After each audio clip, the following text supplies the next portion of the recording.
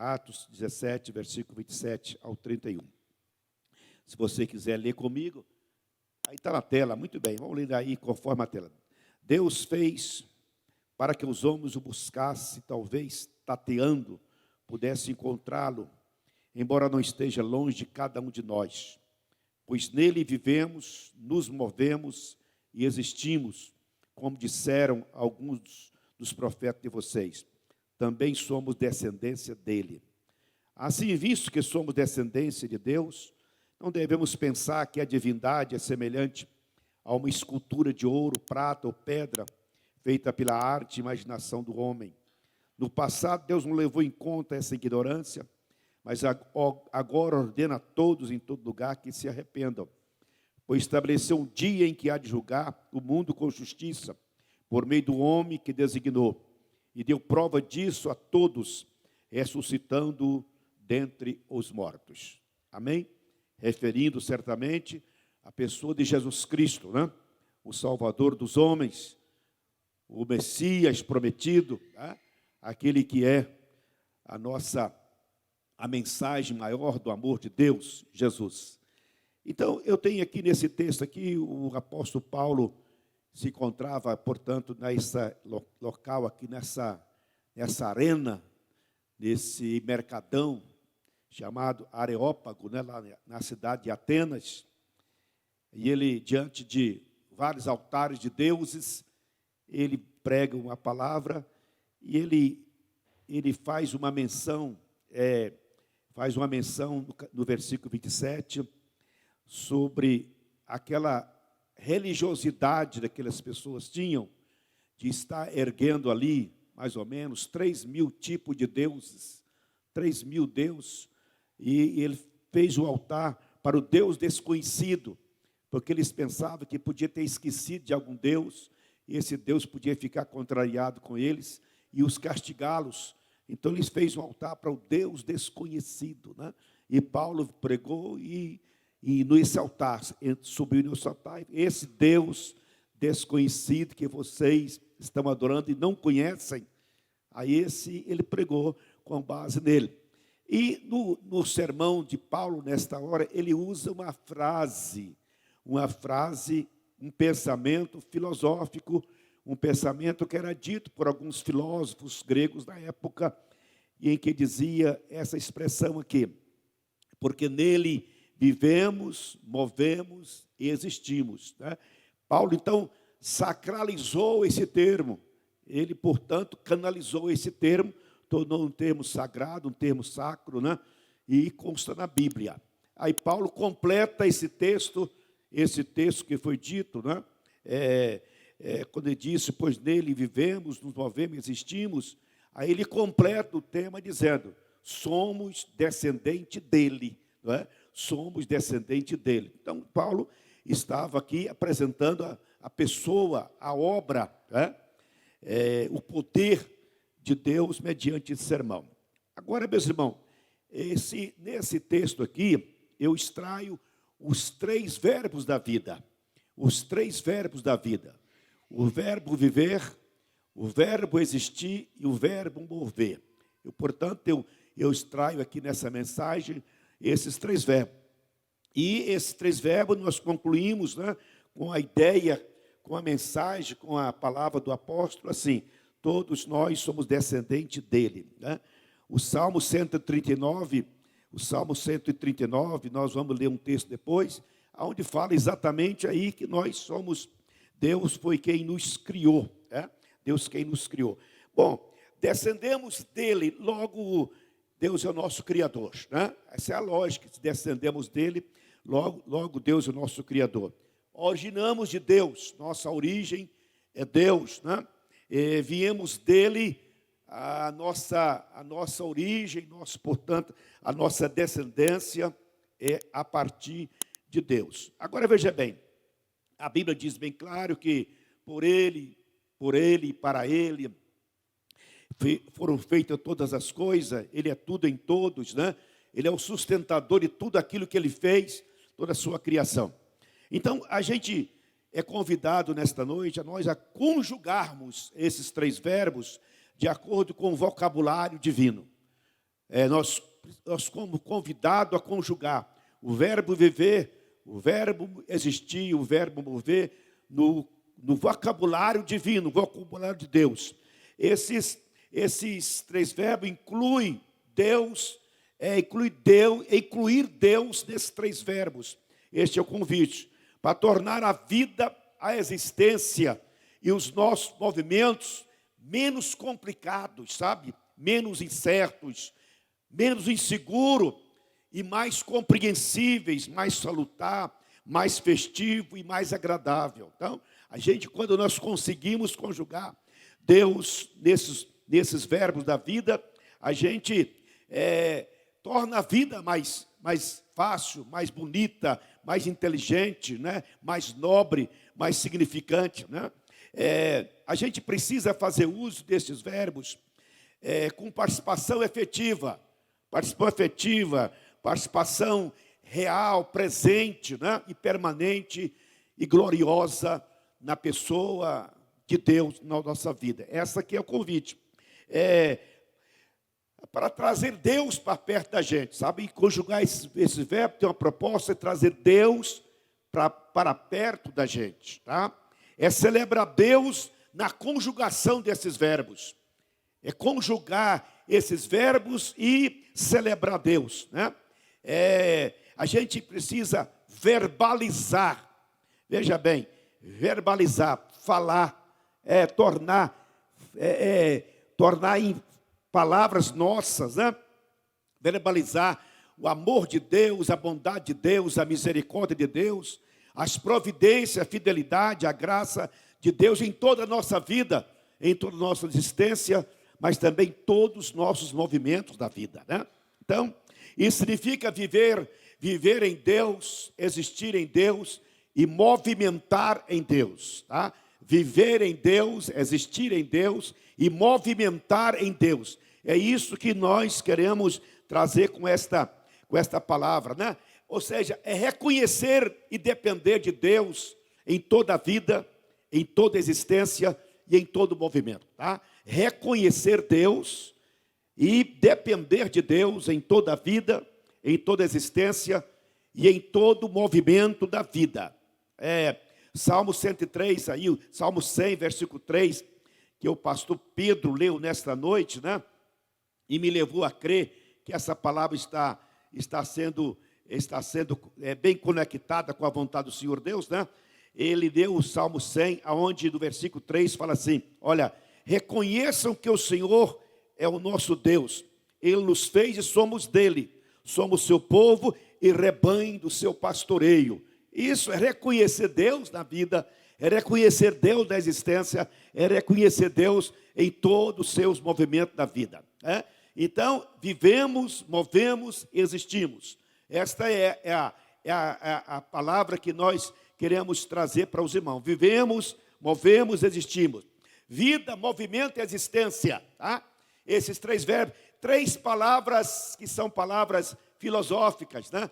Filosóficas. Se convidar um filósofo aqui para tratar da vida, da existência e do mover do homem, ele vai filosofar aí com coisas bonitas, mas não tem muita aplicação espiritual. Mas as perguntas clássicas que nós tiramos desses três temas é o seguinte: para quem você vive, como você movimenta na vida e por que você existe, tá? As perguntas clássicas que nós tiramos desses três textos: para quem você vive, como você movimenta na vida. O movimento da vida é a roda da vida, né? Os afazeres, o ir e vir, né? O comprar, o vender, o falar, o construir, o realizar e assim por diante. Os afazeres da vida. Em Eclesiástico, refere-se a esse movimento como roda da vida, né? Essa roda da vida que tem um tempo com mais movimento, um tempo com menos movimento, e vai diminuir o movimento até que o movimento fica pouquinho e assim por diante, né? Então, nós temos as fases da roda da vida, está em alta, está em baixa e assim por diante, né? Então, esta é a pergunta clássica que a gente precisa responder. Para quem eu vivo? Para quem que eu vivo, né? E por quê? Como eu movimento nessa roda da vida? e também por que eu existo? Qual a razão da minha existência? Essa pergunta ela é um pouco assim provocativa, provocadora, é um pouco assim emblemática. Ela provoca discussões, contenda e assim por diante. Aí nós vamos analisar isso aí no contexto bíblico da vontade do Senhor Deus. Tem um pensamento filosófico aí que diz: penso, logo existo, né? Penso, logo existo. Se existo é porque estou vivo, né? Se existo é porque estou vivo, né? Se estou vivo, logo tenho vida, né? Se tenho vida, estou em movimento, né? Então esta é a ideia. Existo porque fui criado, né? Fui criado. Minha existência. Ninguém existe sem ter sido criado. Nós somos produto de criação, né? Criação. Aí a pergunta que se faz é quem te criou? Quem te criou? Qual que é a razão de você foi criado? Você pergunta assim: Deus existe? Na luz da teologia mais clássica, não, Deus não existe. Eu que existo, Deus é. Deus não tem existência, não tem começo e nem fim. Ele não tem início nem fim. Existe coisa que foram criadas. Logo, eu e você, nós existimos, que nós fomos criados com tempo probatório, tá? Com data de vencimento, tá? Com data de vencimento, né? E nós fomos criados, portanto, dentro desse período estabelecido por Deus. Então, nós temos a existência e a vida. O que é a vida? A vida é o sopro do Espírito de Deus na nossa existência, né? Quando Deus formou o homem, Ele soprou o seu Espírito no homem, e o homem passou, portanto, a ter vida com Deus. Esta vida que é diferente da existência. A existência termina com a morte, mas a vida não, a vida é eterna. Você tem duas saídas para a vida: você vive com Deus ou vive longe de Deus. Você vive a vida eterna com Deus ou vive a vida eterna separado de Deus. Então a vida é um bem, a vida é uma dádiva, a vida é um dom do qual ele não tem fim, né? O homem morre, diz a Bíblia que o homem morre, vai ao pó e torna pó, mas o Espírito volta para Deus. Porque o Espírito que é a vida, o sopro de Deus no homem, né? E o sopro de Deus no homem. Agora, se eu estou vivo, vivo em movimento. Movimento, irmão, é quem tem fôlego, né? Quem tem ação, quem tem mover na vida, né? Enquanto você tiver fôlego na vida, enquanto você estiver aí pensando, você tiver sangue circulando nas suas veias, o coração está batendo, você continua, você está existindo. Logo você tem fôlego. E a Bíblia diz: tudo que tem fôlego, louve o nome do Senhor. Tá? Tudo que tem fôlego, bichos, animais, tudo que respira, louve o nome do Criador, Senhor Deus. Amém? Agora, meus irmãos, bem claro, não basta existir, nós temos que viver, tá? Não basta só existir, a gente precisa existir. Não basta viver, a gente precisa estar em movimento, né? Não pode ficar estático, né? Ficar imóvel, a não ser que nós sejamos acometidos por uma situação de impossibilidade de movimentar, mas mesmo lá numa pessoa em coma, alguma coisa dá a ele a condição de estar existindo, né? O médico chega para aquela pessoa: olha, o seu pulso está batendo, o seu olho está aberto, o seu coração está batendo, é porque não está em movimento pleno, mas tem movimento, tem fôlego da vida ainda naquela pessoa. Agora, eu quero analisar com vocês esses três verbos: o verbo viver, o verbo existir e o verbo movimentar. Olha, se eu existo, logo eu fui criado, certo? Amém? Se eu existo, logo eu fui criado. A pergunta que nós precisamos responder é quem nos criou, tá?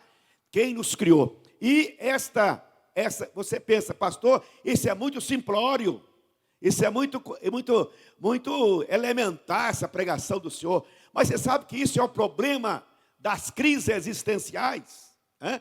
Hoje nós vivemos um problema seríssimo, onde as pessoas elas vivem uma crise existencial. E a crise existencial não é uma crise de pessoas cultas, pessoas estudadas, pessoas preparadas, pessoas doutoradas, pessoas mestradas, que de repente elas entram em crise com a sua própria existência e questionam: para que eu existo? Quem me criou? Por que eu estou aqui? Qual a razão de eu estar aqui? E surge, portanto, essas perguntas. No Salmo 139, nós temos uma expressão salmística, né? bem forte sobre essa verdade. Salmo 139, o versículo número 14 e 16 do Salmo 139, nós encontramos o salmista afirmando a seguinte expressão: eu te louvo porque me fizeste de modo especial e admirável. Todas as obras são maravilhosas, tuas obras são maravilhosas. Por isto digo com convicção: meus ossos não estavam escondidos de ti, quando em segredo fui formado e entretecido, como nas profundezas da terra, né? E como nas profundezas da terra. Então, o salmista exalta Deus aqui por essa forma maravilhosa, essa obra tremenda, obra da criação, da vida do ser humano, né? Da minha e da sua pessoa. Então, nós temos que crer o seguinte: a crença absoluta que nós temos: eu sou uma pessoa criada por Deus, eu existo por providência de Deus, eu existo por vontade de Deus, eu existo porque Deus quis que eu existisse. Então, esse é nosso entendimento pleno. Agora, a gente quando fala isso, a gente consegue entender uma coisa: quem tem o manual da fabricação sua e minha, ou minha e sua, é quem te fabricou, é quem te fez, né? É Deus. Deus tem o manual da criação sua, particularmente, tá? Ele não tem assim um manual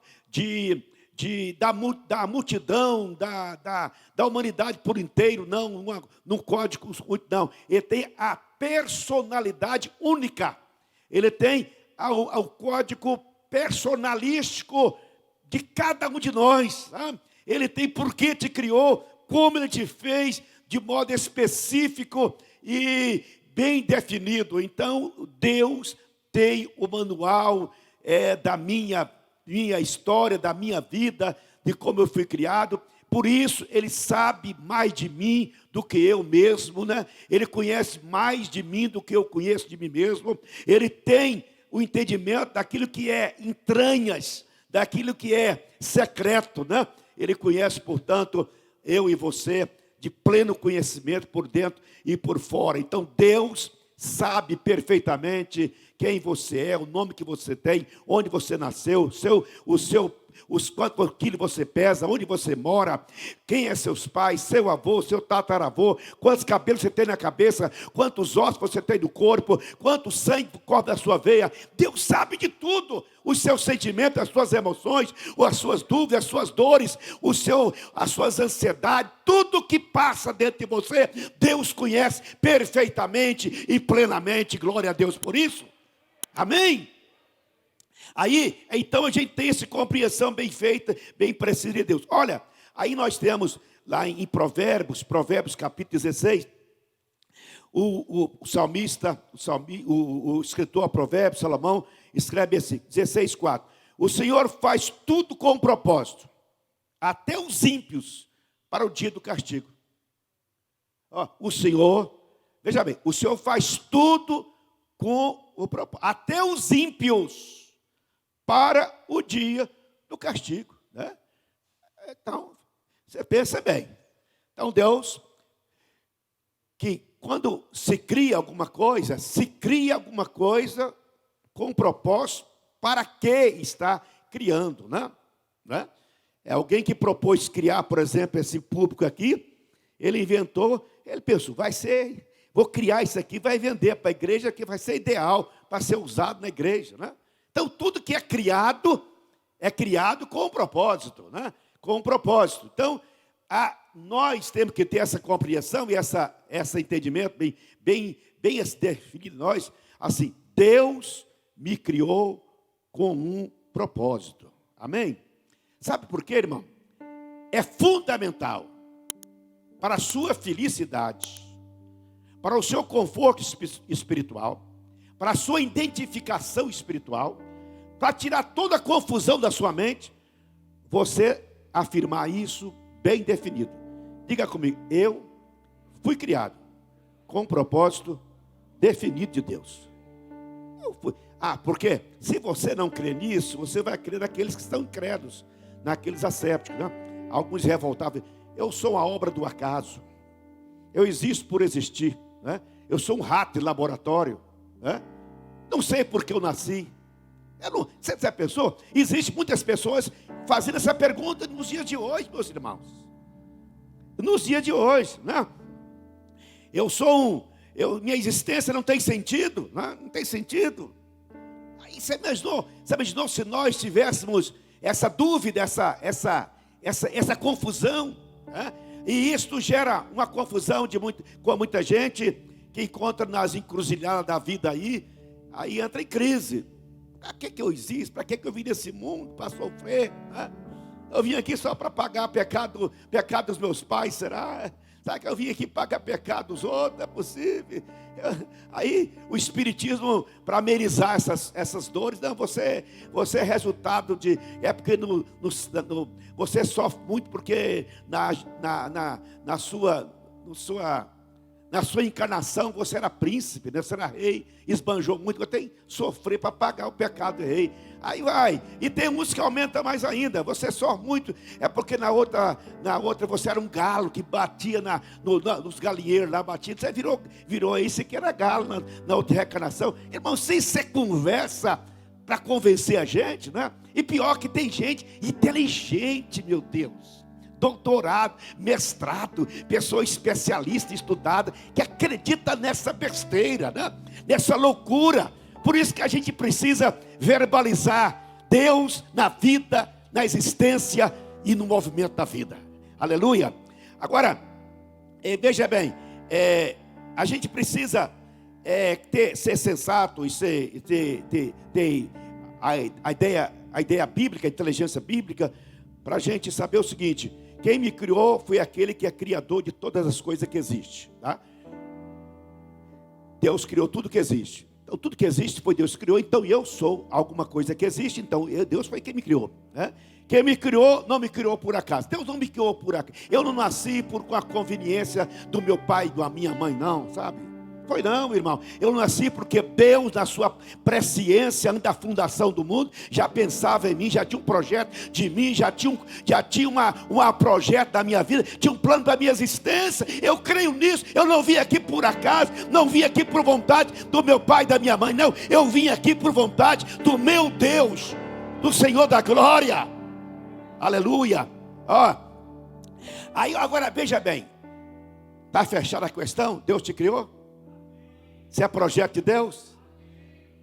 Você tem propósito de Deus? Agora veja bem, se Deus te criou, Deus tem projeto de Deus na sua vida, Deus tem um plano na sua vida, por acaso Deus errou ao te criar?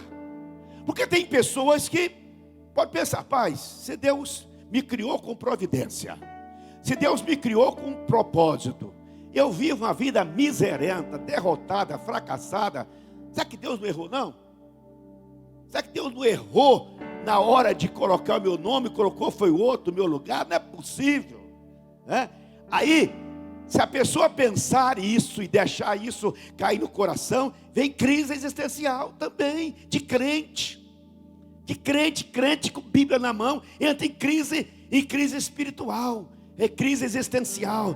Mas eu sou crente, sirvo a Deus, e começa a murmurar, questionar, duvidar, entrar em crise, entrar em confusão e assim por diante. Aí, irmão, quando eu penso assim, eu faço assim, eu estou pecando contra Deus. Sabe por quê? Há um conceito de Deus bem claro que Ele cria. Tudo que Deus cria é coisa boa. Deus não cria coisa ruim. E o mal? Deus criou o mal? Não, o mal não foi Deus que criou. O mal existe porque falta o bem. Faltou o bem e o mal presente, né? O mal não existe. O mal existe porque falta o bem. Onde tem o bem, tem a coisa boa, o mal desaparece. Onde não tem coisa boa, não tem coisa do bem, o mal aparece. Então, as trevas existem porque não tem luz. Não é verdade? Põe luz nas trevas, que as trevas acabam. Então, as trevas existem por falta de luz. Porque onde tem luz, as trevas dissipam. Né? Então, Deus criou eu e você com 3 qualidades. Deus criou uma boa criação, coisa boa, coisa útil, e criou com um propósito definido na minha vida. Ele, portanto, ele é perfeito. Ele não errou em me criar.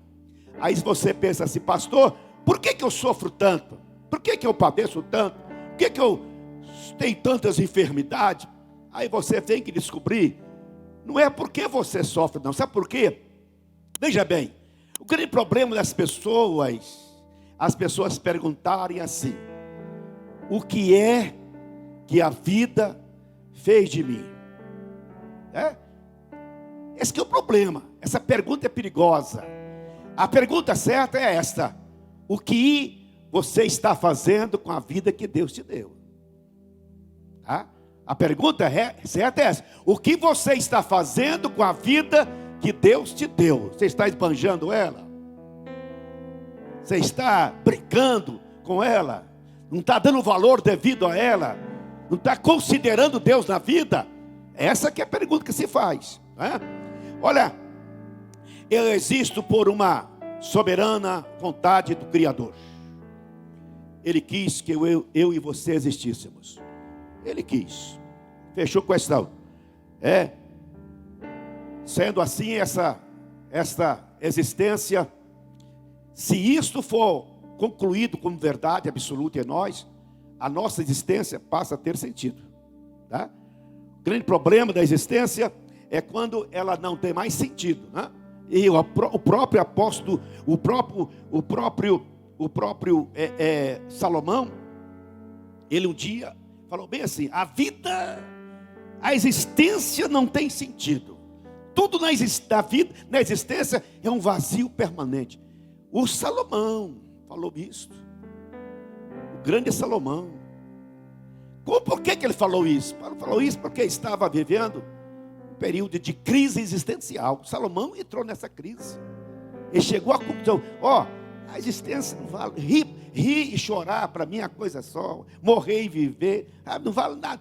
Trabalhar e não trabalhar, ganhar e não ganhar. Ele ficou desgostoso com a vida. E chegou tudo não tem mais sentido. A vida não tem sentido mesmo quando você deixa esse vazio da crise existencial fazer parte da sua vida, né? Vazio. E uma coisa você tem que compreender, no mundo espiritual como no mundo físico também, não existe espaço vazio. Todas as vezes que você deixa espaço vazio no seu interior, é uma boa oportunidade para espírito de demônio ocupar a sua vida. Tá? Espaço vazio não pode ser deixado dentro de nós. Tá? A gente nunca pode sentir um vazio. Olha, esse vazio tem que ser sempre preenchido pela presença, pela glória, pelo Espírito, pela presença poderosa de Deus em nós. Aleluia. Todo vazio espiritual é problema. Não posso passar pela minha existência sem corresponder aos propósitos porque eu fui criado, tá? Eu não posso passar pela minha existência sem cumprir o propósito pelos quais eu fui criado, né? Não, a vida é curta, a existência é curta, a vida não, a vida é eterna, a existência é curta. Agora, difícil é você terminar os seus dias e falar, por que eu perdi o meu tempo, né? Gente, adorar a Deus, cultuar a Deus, não é perca de tempo não, tá? É ganhar tempo. É ganhar tempo. Amém? Agora veja bem, o que é crise espiritual? Crises existenciais. Crises existenciais se refere a um descontentamento que surge devido a uma insatisfação ou confusão com a própria identidade e o sentido da vida. Tá? Três detalhezinhos da crise existencial. Primeiro é insatisfação. Segundo é confusão com a própria identidade. E terceiro, a perda do sentido da vida. Eu só não posso falar, porque só esses 3 pontos aqui já daria para a gente fechar uma mensagem, mas eu quero só deixar para vocês algumas informações. Primeiro, a crise existencial nasce com insatisfação. Insatisfação. O que é insatisfação? É falta de contentamento de viver, sabe? É falta de prazer na vida, é falta de sentido da existência, né? Insatisfação. Insatisfação é um problema que gera muitas consequências, doenças. A insatisfação gera tristeza, tristeza gera saudade, a saudade gera tédio, o tédio gera depressão, depressão, e por fim gera morte. Então é uma sequência de sequência. Insatisfação. Nós temos um cântico que nós cantamos aqui. Jesus é a minha satisfação. Minha satisfação é Cristo. Então, quando Cristo é a minha plena satisfação, eu não tenho crise existencial. A minha satisfação é viver para Jesus, é louvar a Jesus, é amar a Jesus, é pregar a Jesus e assim por diante. Eu tenho que ter satisfação em Jesus Cristo. Amém? Então todos nós crentes, meus irmãos, a gente precisa ter essa compreensão. Eu preciso ser contente com o meu Jesus. Eu preciso ser contente com o meu Salvador. Eu preciso encontrar satisfação na fé que eu pratico na pessoa de Cristo Jesus. Amém? Aleluia. Eu ministro a sua vida essa noite. Satisfação. Satisfação. Satisfação espiritual. E esse negócio de satisfação, irmão, dá em criança, dá em adolescente, dá em meia idade, dá em velho. De vez em quando tem uns velhos, né? Eu fico muito preocupado ver se a minha amiguinha Aldenora, que eu estou sempre trazendo ela na igreja, aí eu tenho um semblante dela, tem que olhar a semblante, você está com satisfação e contentamento na alma, porque é muito difícil, às vezes, pessoas de certa idade perder a satisfação, né? Uma viúva, uma pessoa que vive sozinha, uma pessoa já de idosa, uma pessoa já doentia, aí começa a perder a satisfação. Irmão, a satisfação de Cristo não depende de nada, de nada. Eu lembro de uma passagem interessante, que um certo camarada visitava aquele Colônia Santa Marta, né? Aquele antigamente Colônia Santa Marta, onde ficam leprosários, né? Esse caboclo que tentou suicídio por algumas vezes, que ele estava desgostoso com a vida, não tinha sentido na vida, não tinha razão de viver, já tinha tentado suicídio umas 2, 3 vezes. Aí um amigo disse: Paulo, eu quero te levar você para visitar uma pessoa lá na Colônia Santa Marta. Falei: rapaz, lá naquela Colônia Santa Marta tem dos doentes, tá? Quero te levar lá. Aí ele pegou aquele amigo dele, levou, chegou lá, entrou num galpão daquele, foi entrando, chegou num galpão dos mais escondidinho. Lá tinha uma personagem, ele chamou: fulano, está aí? Estou. Posso entrar? Pode. Aí ele entrou, estava lá um parcial, um corpo parcial, sem perna, sem braço, sem orelha, sem nariz, todo comido, todo ferido, naquela cama, aquele leito de hospital. Aquele rapaz olhou aquela cena, assustou com aquela cena, e aquele senhor falou assim, como é que vai? Está tudo bem? Graças a Deus, está tudo bem. Deixa eu fazer uma pergunta para você. Você está satisfeito? Muito satisfeito. A lepra me levou as pernas, a lepra levou os meus braços, levou a minha orelha, está levando o meu nariz, mas não levou a satisfação que eu tenho em Jesus. Amém? Então nada pode roubar a nossa satisfação e o nosso contentamento em Cristo Jesus. Quem é satisfeito com Jesus, dê glória a Ele, por favor. Aleluia. Agora, meus irmãos, outro problema sério aqui, da crise existencial, é confusão na própria identidade. Problema sério. Eu sou João, eu sou Maria. Eu sou Maria, eu sou João. Entendeu? Confusão. Eu sou ou não sou, eu fui ou não fui. A confusão na própria identidade. Eu sou gente, eu sou bicho, né? Eu sou o quê? Você viu isso? As coisas vai acontecendo assustadoramente. Tem pessoas hoje que estão cultuando a árvore, né? Aí debaixo de uma árvore e adora a árvore, né? Que passa pela cabeça de uma pessoa dessa? Então é falta da identificação. Quem que eu sou? Sou filho de quem? Quem é meu pai espiritual? Sou filho do diabo ou filho de Deus? E a pessoa fica nessa confusão, nessa falta de identidade com aquilo que ele é. Gente, a gente precisa, os nossos filhos, nós particularmente, nós temos que ter muita convicção daquilo que nós somos. Quem você é?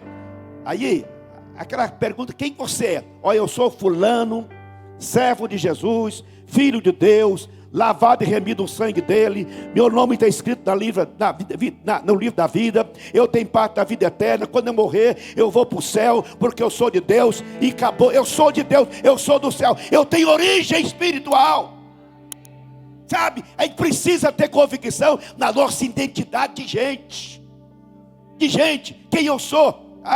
Eu sou fulano, eu sou mulher, eu sou homem, eu sou uma criança, sou um jovem, mas fazer essa identidade ser perfeita na luz do entendimento do Senhor Deus. Amém? Então, confusão com a própria existência leva a crise existencial. Tá? Aí vem outro problema, que é o problema da sentido da vida, irmão.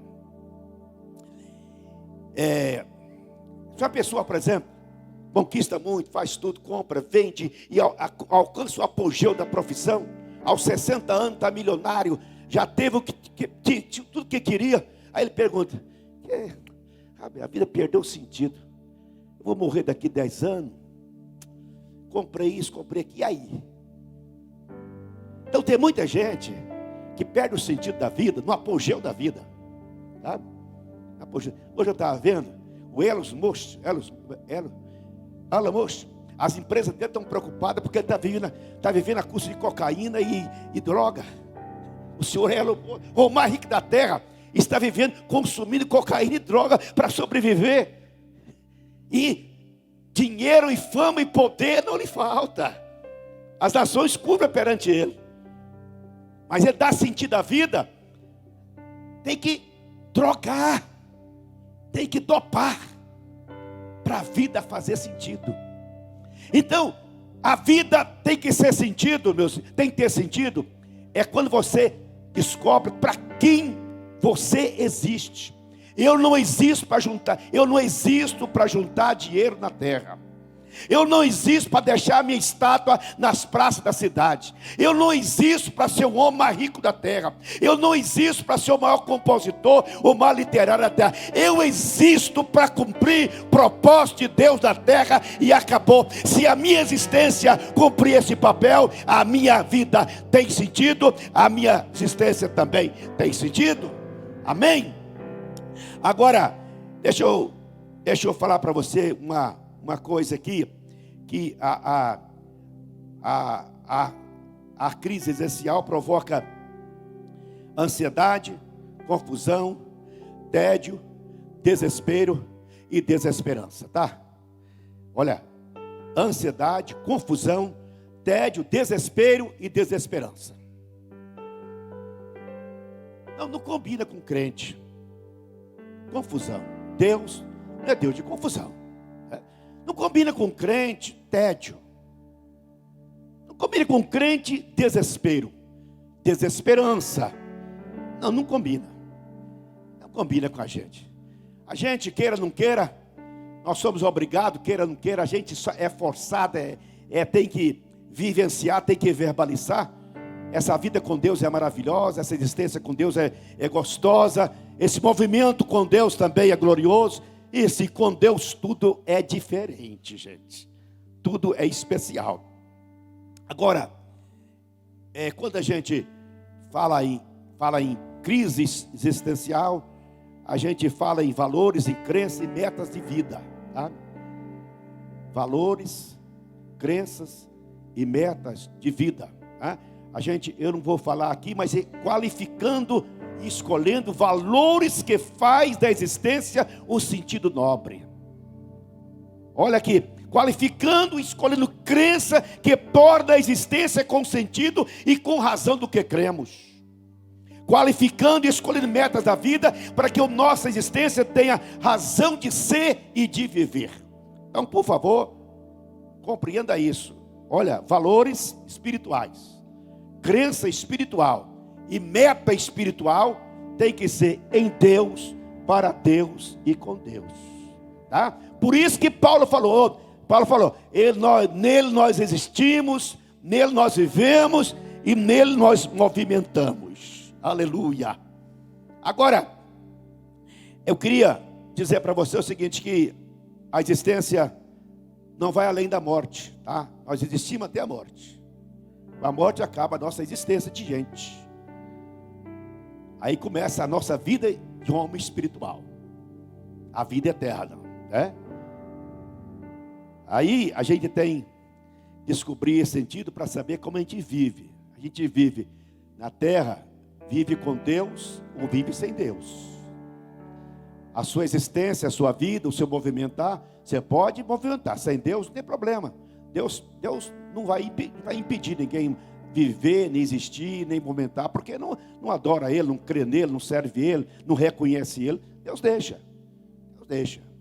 Mas a vida do homem na terra sem Deus, a existência sem Deus, movimentar sem Deus, é uma autoridade, é um direito que ele tem. É um direito que ele tem. Aí é o propósito que o homem vai realizar na carne, propósito da carne, né? Sob o desígnio da natureza, vivendo para si mesmo, para cumprir um sonho, um desejo, para ser o homem mais rico da terra, o mais importante. Mas só o seguinte, toda a glória, toda a realização que esse homem fez, termina exatamente com a existência. Não tem grande, não tem pequeno, não tem pobre, não tem rico, bonito, nem feio. Morreu, acabou-se tudo. No outro dia ninguém lembra mais. Só lembra se tiver voto. Se der voto, aquele lembrança. Do contrário, não vale nada. Agora veja bem, eu queria nesta noite encerrar esta palavra. A gente tem que dar valor à vida do seguinte: nós não podemos esbanjar a vida como filho pródigo, irmãos. Não podemos. Quem é o filho pródigo? Perdeu o sentido da casa do pai, perdeu o contentamento da presença de Deus, perdeu a satisfação do dia a dia com Deus. Esse é o filho pródigo. Por favor, não deixe a sua vida ser semelhante à vida do filho pródigo. Não viva para você mesmo, não viva por viver, tá? Não viva só por viver, tá? Aproveite sabiamente cada movimento da sua vida. E a gente precisa ter aqui de compreensão. A Bíblia diz: se você ganhar a sua vida, perdê-la-á. Mas se você perder a sua vida por amor do meu nome, ganhá-la-á. Parece uma contraditório, mas o que está dizendo assim: se você quiser viver a vida conforme você pensa que é viver, tudo bem, pode viver, mas vai perder. Mas se você perder a vida para esses encantamentos da vida, né? da carne, do mundo, aí, se você perder por amor do meu nome, isso, você vai ganhar a vida eterna. A vida eterna. Então, a gente precisa saber, não podemos viver para nós mesmos, não podemos viver sem qualquer temor a Deus, não podemos viver para atender desejos e deleites nossos, né? Nós não podemos viver sem dar satisfação para o Senhor Deus. Aleluia, glória a Jesus. A gente movimenta, você viaja, você vem, você vai, você compra, você sobe, você desce, você cai, você levanta, você dorme, você acorda, você vai no alto, depois vai no baixo, né? Tem as crises, as tempestades, você tem as ventanias, tem as ondas, tem as reviravoltas da vida. Esse é o giro da vida, irmão. Agora, o O que é importante é o seguinte, é que eu tenho que ter Deus na minha vida, na minha existência e nos meus movimentos. Porque tem muita gente que ele quer servir a Deus só em algum período da sua vida. Eu vou tirar um tempo para Deus, domingo à noite, de 18 horas até 20 horas, esse momento é de Deus. O resto é eu e eu. Aí você vai para onde você quer ir, faz o que você quer fazer, compra, vende, você cai, levanta, e fica só para você mesmo. É isso que Deus está contestando. Deus está dizendo para nós o seguinte: olha, você é a minha descendência, você é a minha origem. Eu quero estar com você na sua vida, na sua existência e nos seus movimentos. Eu quero estar com você em cada instante do seu viver, do seu existir, mas também em cada instante do seu levantar, do seu cair, do seu dormir, do seu acordar, do seu comemorar, do seu celebrar, do seu problema, da sua luta, da sua insatisfação. Irmão, isso é ingredientes da vida espiritual. A gente não pode desassociar Deus desses verbos da vida. Por favor, Deus quer que nós o sirvamos por completo, por inteiro. Deus quer que nós o reconhecemos em tudo na nossa vida, existência e movimento. É isso que Deus está dizendo para nós, porque às vezes nós só agendamos Deus na hora da tempestade, nós só pensamos em Deus na hora do sofrimento, na hora das dores, na hora da luta, não é? No movimento incerto, né? Mas a gente precisa ter esse entendimento. Deus quer que nós o reconhecemos em todas as nossas ações, nossos mover da vida. Eu preciso fazer com vocês simplesmente 3 advertências antes de pensar em acabar este culto. Primeira advertência que eu falo a você: em todos os seus caminhos, considere o Senhor. Repita comigo: em todos os meus caminhos, considerarei o Senhor Deus. Outra advertência: lembre do seu Criador, todos os dias da sua vida. Na mocidade, na vida média, na velhice, antes que possa vir dias que vou dizer, não tem mais contentamento, sabe? A ausência de colocar Deus, verbalizar Deus, pode gerar descontentamento da vida. Esse dia eu estava no prédio, desceu um vizinho meu, ele esteve debilitado, quase morreu, depois passou mal de novo, no final do ano quase morreu. Aí ele perguntou para mim: pastor, qual que é o dia melhor para morrer, pastor? Pastor, isso aqui é pastor, qual que é a idade melhor para morrer?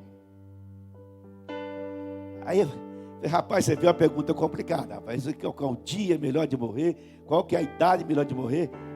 Aí eu ri para ele, não respondi. Depois eu analisei a pergunta e respondi para mim, né? Sabe, a melhor hora de morrer é quando Deus quiser, Deus chamar, né? Então eu vivo para Deus e morro para Deus. Nasci com Deus, vai morrer também com Deus, na chamada de Deus, na minha. Então eu sou, Deus faz parte do meu nascimento também, do meu fim, da minha história, porque eu vivo para o Senhor Deus. Olha, observe sempre e considere que os seus movimentos têm que estar em consonância com a sua força e com a sua idade, irmão. A sua força e sua idade. Aí tem caboclo de 70 anos querendo trabalhar igual a menino de 30, não dá conta, queridão. Vai dar problema, né? Antigamente eu corria mais, hoje eu corro menos. E daqui a um dia eu corro menos ainda, não é? Considere o movimento conforme as suas forças. É lógica da vida. Mas em todos os dias em que você tem fôlego na vida, por favor, adore o Senhor. O salmista fala: enquanto eu viver, eu louvarei o Senhor. Enquanto eu existir, o adorarei. Eu não só adoro porque vivo, eu também adoro porque existo, mas também adoro porque movimento para Ele e com Ele. Eu convido você a ficar de pé.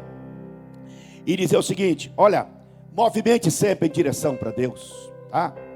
Movimente, ação em direção ao Senhor. Deus, isso é o que Ele quer para a sua vida. Glória a Jesus. Aleluia, aleluia, glória a Jesus. Eu queria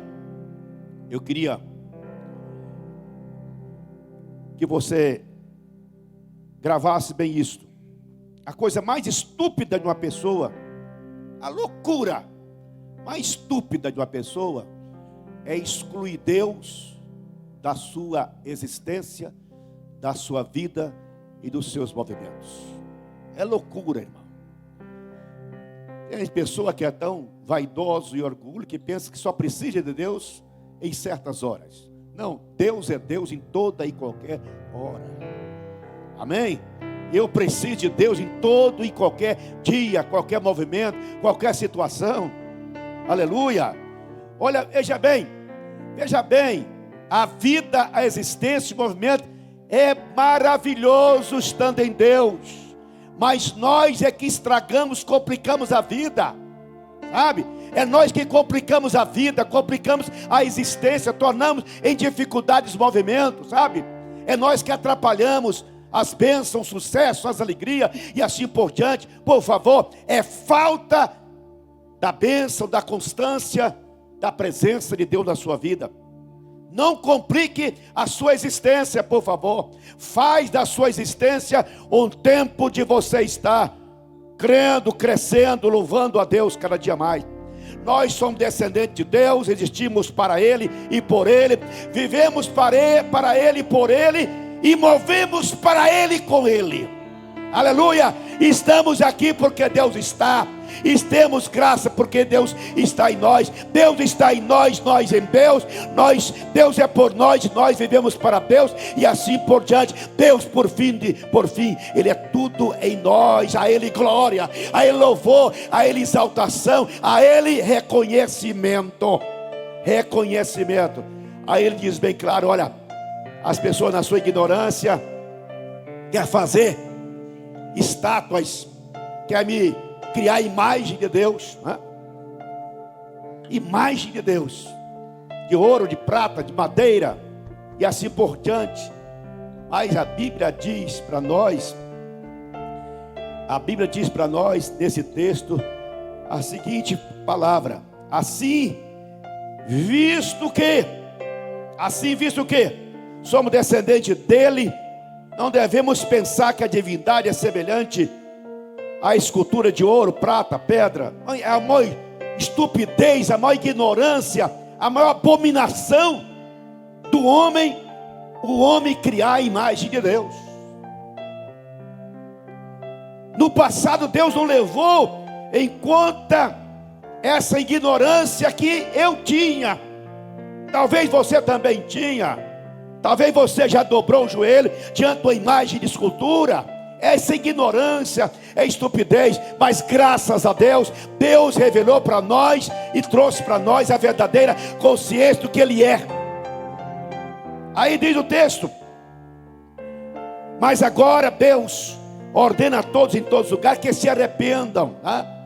Eu lhes arrependo porque eu estabeleci um dia em que há de julgar o mundo com justiça por meio do homem que designou, e deu prova disso, ressuscitando dentre os mortos, que é a pessoa de Cristo Jesus, pelo qual e para o qual nós estamos aqui, pelo qual nós vivemos, e é Ele a vida que Deus deu para nós. A vida que nós vivemos na vida de Jesus. A vida que nós temos é na vida de Jesus. E diz a Bíblia que a vida de Jesus é uma vida abundante, é uma vida gloriosa, é uma vida bendita, é uma vida salutar, é uma vida de alegria, de satisfação e de contentamento. Glória a Jesus. Eu sou a vossa vida, e quem tem a vida de Deus jamais vai morrer. Amém, amém e amém.